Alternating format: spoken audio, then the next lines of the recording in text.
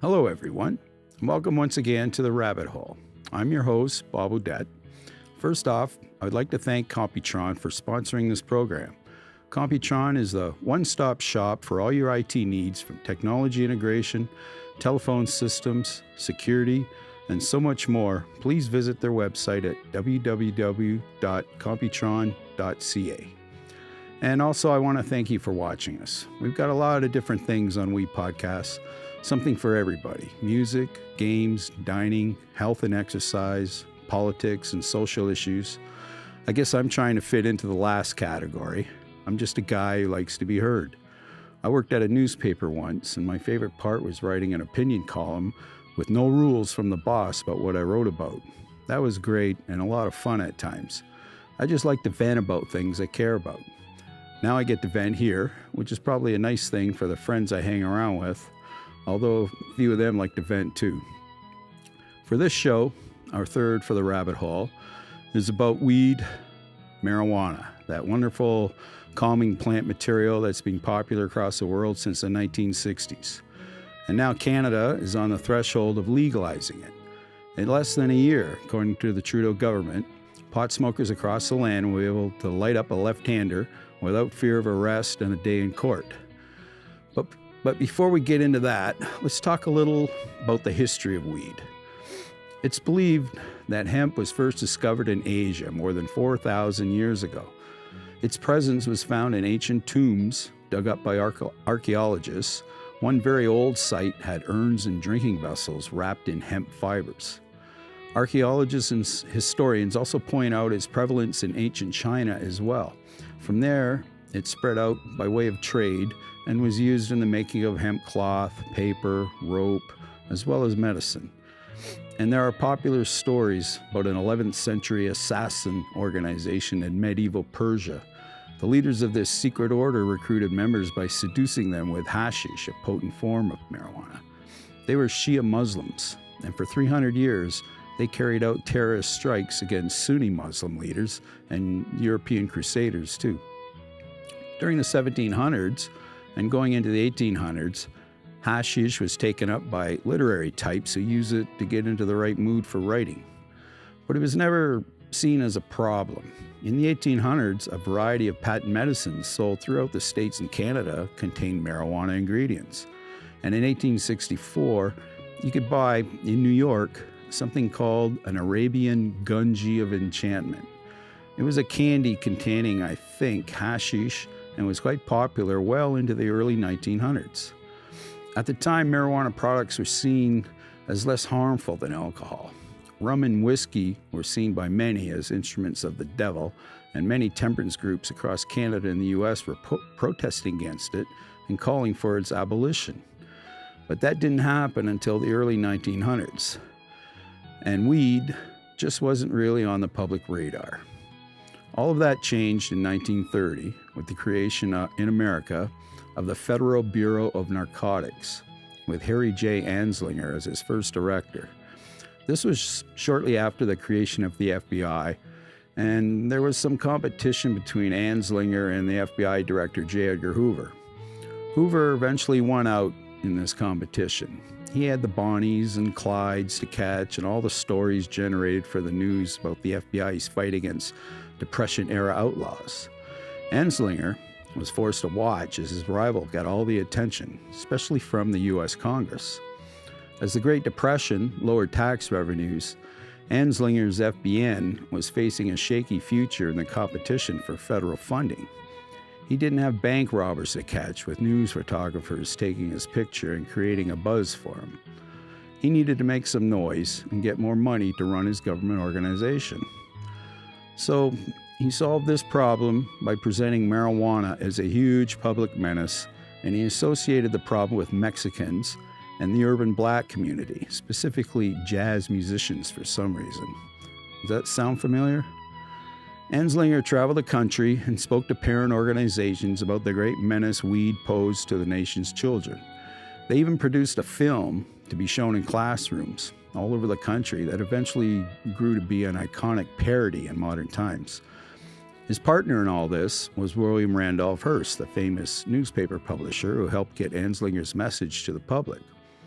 Hearst had a vested interest in seeing marijuana marginalized because he had just invested a lot of money in pulp and paper mills to feed his printing presses. The threat of hemp paper becoming popular threatened to undermine those investments. And the DuPont company, at the beginnings of the plastic industry, was also against hemp because of its oil's potential to bring competition against its investments in the petroleum business. There's a famous picture of Henry Ford I swinging a sledgehammer onto the body of a Ford car made from an organic plastic made from vegetable matter. He even stated once that cars could be run on alcohol made from plant material. So the oil industry was being threatened from all around, and the hemp was part of that. And on top of all that, the Treasury Secretary at the time was Andrew Mellon, and he was actually Anslinger's uncle-in-law. They were related, as well as the banker for the DuPonts. So the pressure was on, and many legislators in Washington succumbed to the hysteria generated by lurid stories of pot-crazed criminals raping and murdering the innocent. They were also told that outlawing marijuana would go far to keep in check the growing Mexican and black population. Racism thrived in those simpler times, and many of those in power saw an opportunity to maintain control of those others. The popular consensus at the time was marijuana was something the Negroes and the Mexicans did. Good white folk aren't interested, so it was safe to persecute those who were. So on August 2nd, 1937, President Roosevelt signed a bill entitled the Marijuana Tax Act, and it became law 2 months later. Now, while this was happening, in Canada, pot had been illegal for 14 years. In 1923, Parliament was about to pass a law outlawing cocaine, morphine, and opium. But before the vote was taken, somebody, nobody knows who because it wasn't put into the record at the time, somebody added marijuana to that list of outlawed drugs, along with heroin and codeine. There was no debate. Nobody was concerned about the details. Nobody really cared because everyone was preoccupied with the menace of alcohol. So when it gets right down to it, pot was made illegal in both countries without any real investigation into its nature, and mostly due to indifference in Canada and economic and racist considerations in America. And we've been living with this for the past, 90, almost 100 years now. Many lives in that time were destroyed, and not because of pot's harmfulness, but because of its illegality. In the 1950s, pot became news again as the rise of the beatniks garnered public attention. Led by a group of writers from New York, Jack Kerouac, Allen Ginsberg, and William Burroughs, the Beats became urban legends and encouraged young readers across America to hit the road to seek enlightenment. And they pushed a rather liberal philosophy during what was arguably the most restrictive and conformist years of the 20th century, the 1950s. So the Beats morphed into the hippies in the 1960s, and with encouragement from bands like the Beatles and counterculture icons like Timothy Leary, pot became popular with a new generation, along with other drugs like LSD. Since the 1960s, the marijuana scene has changed drastically. Back then, weed cost about $20 an ounce. In the mid-70s, that went up to about $50 after a US-backed program saw thousands of acres of Mexican weed sprayed with a poison called paraquat. The $50 weed was from Colombia, and the THC content was a bit higher than it was in Mexican weed.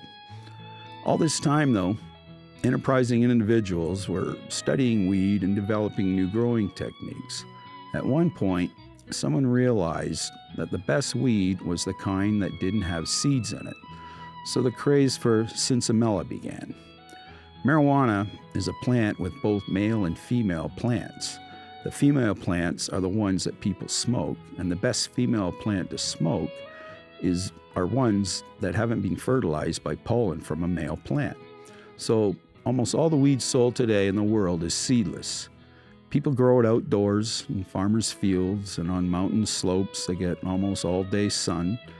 It's grown indoors under powerful grow lights and without dirt. There's a way to nourish growing plants by constantly washing the roots in a water solution full of the nutrients the plants thrive on. The setups look like laboratories with pumps and rubber hosing running all over the grow room. Now, some of the best weed in the world is grown right in Canada, in western British Columbia. Called BC Bud, it is the pride of former BC hippies who try to make a living growing it in the dense forests of the mountain slopes overlooking the Pacific Ocean in the distance. But BC Bud has plenty of competition from breeders across the globe. There are hundreds of different strains of weed, all bred in recent years in answer to the demands of the black market. In places where weed is legal, there's even competitions like the Academy Awards for different kinds of weed. Called the Cannabis Cup, the competition started in Amsterdam, Holland, where weed was first made legal, sort of, in 1976. They didn't actually make it legal. They just wrote some kind of legislation that said they weren't going to bother anybody with 30 grams or less of it in their possession. The price of weed now depends on where you buy it. In some large cities in the U.S., it's quite higher than the prices in the sticks. Most sources quote a price between $200 and $250 per ounce, but it's an unregulated market, so prices tend to vary from location to location. I guess the illegal drug industry is the last bastion of unfettered capitalism.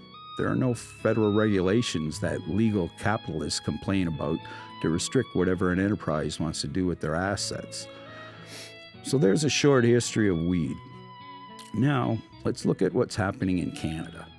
Last year, the Trudeau government followed through on a campaign promise to make weed legal in Canada by proposing a bill with a target date of July 1st, 2018.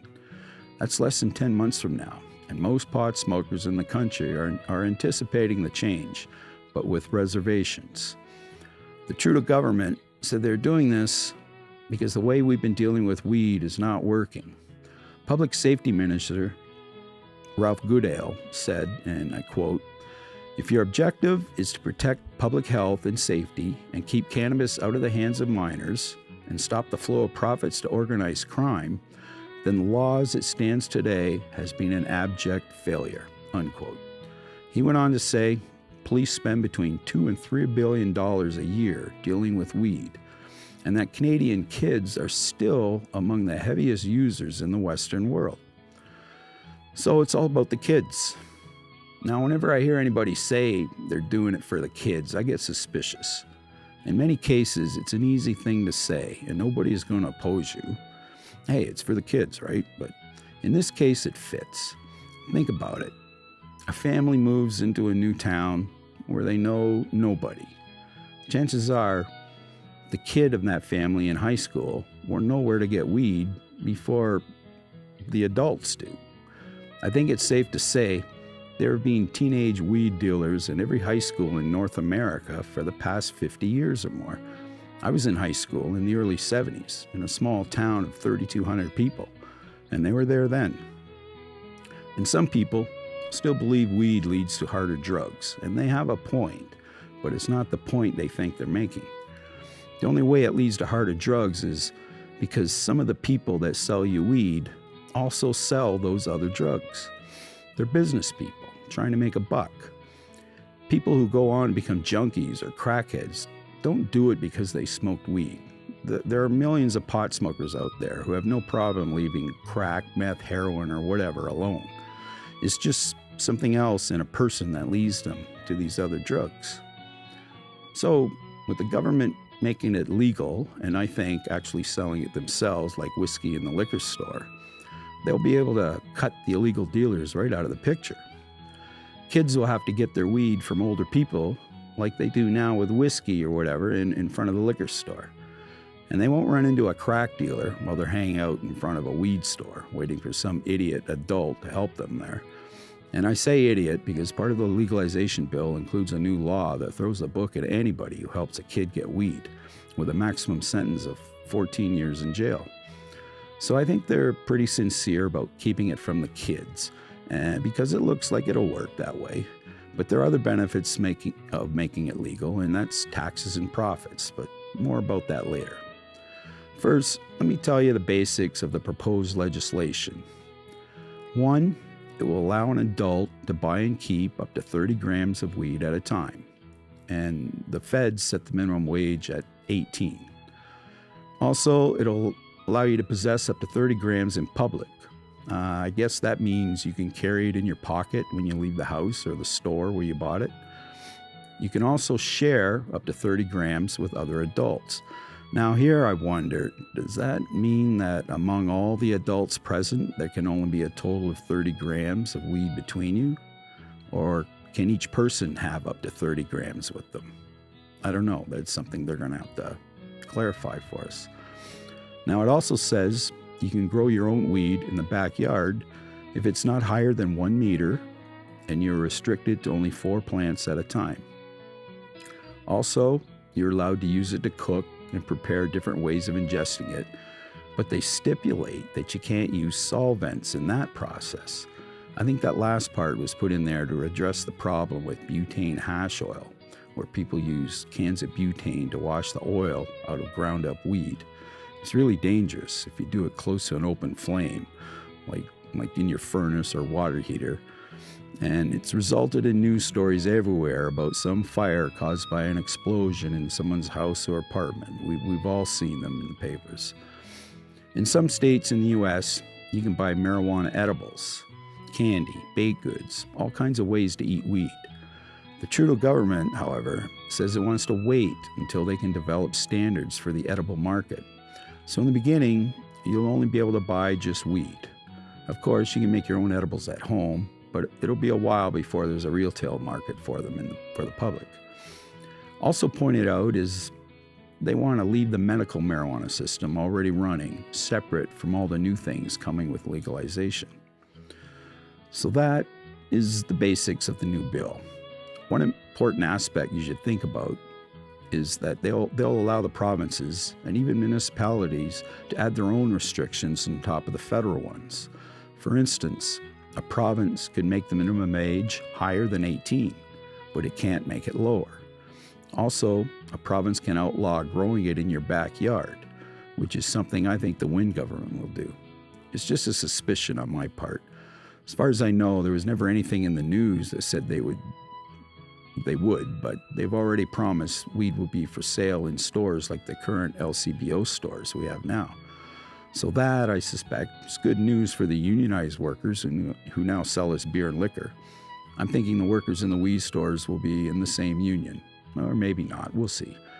But I think if the province controls the market and accumulates the profits, they won't want people to be able to grow their own.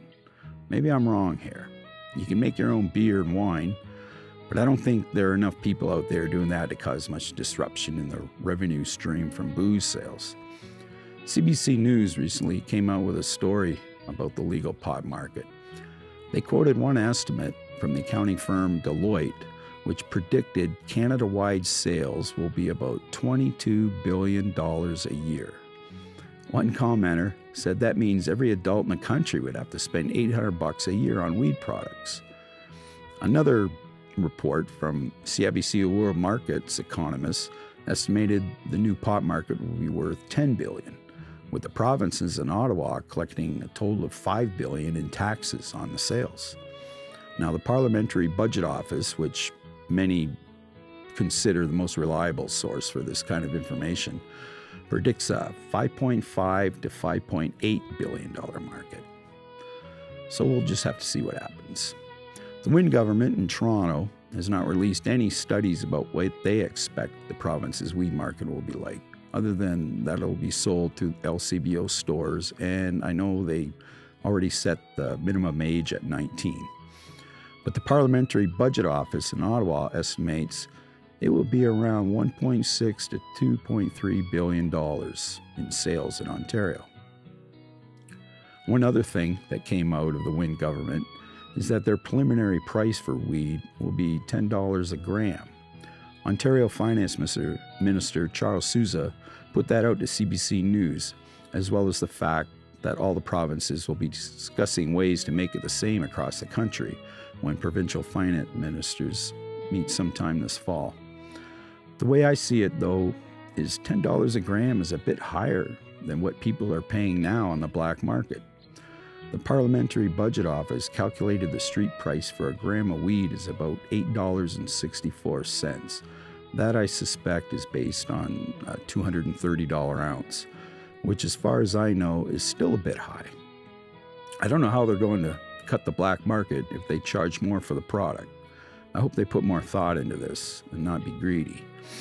Another problem I see with legal weed is the issue of driving and how to test intoxicated drivers. The problem here lies in the fact that THC that makes you stoned doesn't act like alcohol in your blood. For alcohol, the effects are directly proportional to the amount of alcohol in your blood. Now, in pot smokers who use it regularly, there is always THC in their blood. It's also stored in your body's fatty tissue.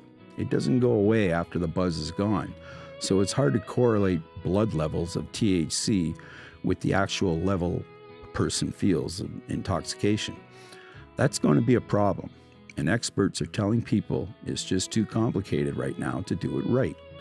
There are a variety of companies researching and developing roadside breathalyzers for weed, but nothing substantial is being announced. These companies are all making promises and hoping to cash in with the right device, but it's still a process in motion right now. All cops can do is get more training in recognizing impairment in drivers. They can use the old touch your nose with your finger and walking heel to toe on a straight line, but that's not science, and it would probably not stand in court if you had a good lawyer. And on top of that, there's no reliable scientific assessment of how stoned a person is based on a specific level of THC in their blood. There is still a lot of work to do here. Washington State and Colorado have set their level at 5 nanograms of THC per milliliter of blood. But as one expert at a San Francisco cannabis lab said, that is numbers made up out of thin air. He said it was too simple and does not take into account how cannabis works.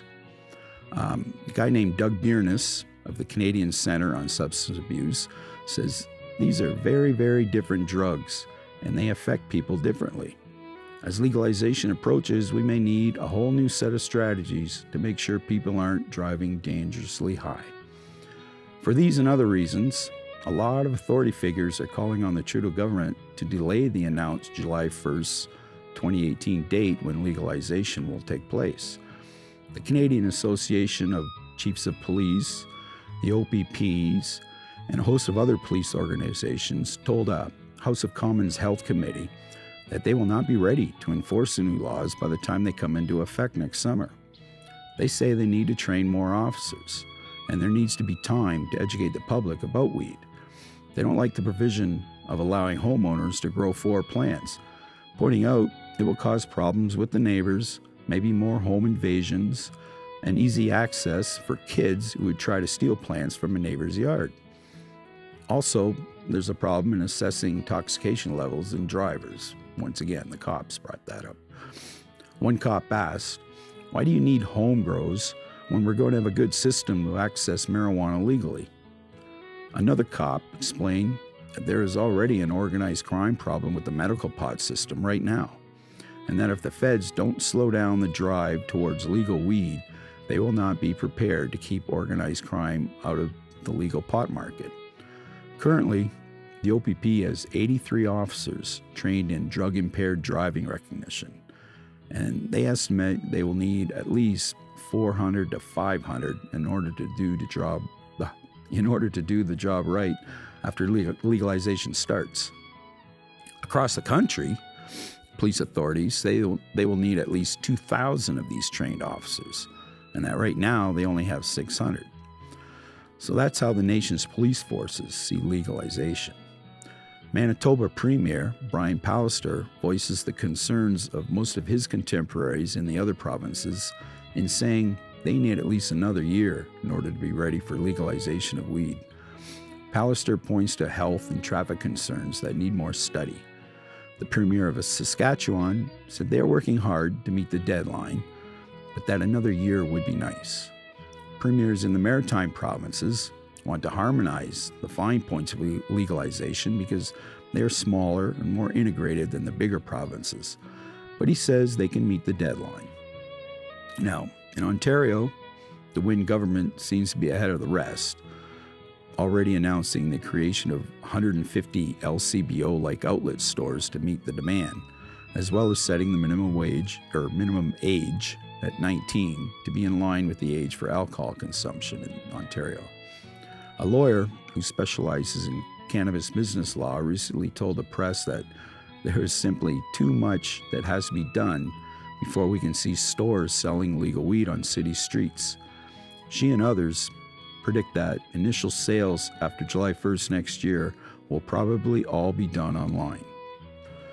The provinces have to set up their own systems and regulations, and the municipalities will have to decide where pot sales will be allowed to take place and what regulations they need to put in place before it happens.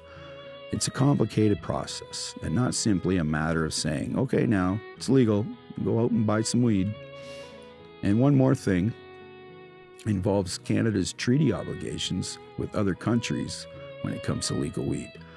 Among the 3 UN drug treaties Canada has signed over the years, there is a requirement that the country give the others a year's notice that they intend to change their laws regarding certain drugs. For Canada, that deadline was last July 1st, and the Trudeau government didn't do it.